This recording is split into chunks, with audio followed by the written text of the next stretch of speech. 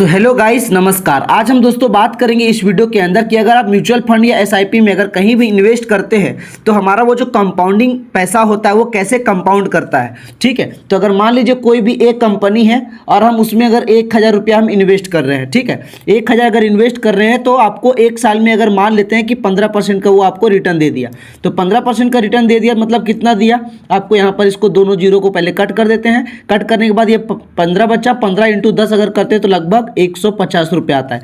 मतलब आपको 12 महीने में, एक साल में आपको कितना रिटर्न दिया, 150 रुपया। अब ये आपका कैपिटल मतलब जो आप इन्वेस्ट किए थे वो कितना था, 1000 प्लस ये आपके यहाँ आकर के ऐड हो जाएगा, तो लगभग 150 रुपये ऐड करेंगे इसमें। अब टोटल ये कितना हो गया, 1150। मतलब आपको यहाँ पर एक साल में मतलब 12 महीने में आपको 1150 का वेल्थ क्रिएट करके दिया। ठीक, तो अब अगले साल क्या होगा दोस्तों, 1150 इंटू 15% अगर मान लीजिए फिर अगले साल दे दिया तो हमको कितना दे दिया, लगभग 172.5 रुपीज़ हमको एक साल में रिटर्न दिया। अब ये 1150 को प्लस 172.5 रुपीज़ को हम ऐड करेंगे तो लगभग हमारा कितना हो जाएगा, 1322.5। तो ये हमारा वेल्थ बन जाएगा अगले साल। तो इसी तरीके से दोस्तों ये कंपाउंडिंग काम करता है। अगर मान लीजिए कोई बंदा या कोई आदमी है, अगर 1 लाख उसने इन्वेस्ट किया, ठीक है, 1 लाख पे अगर 15% अगर आता है तो इसका कितना हो जाएगा, लगभग 15,000।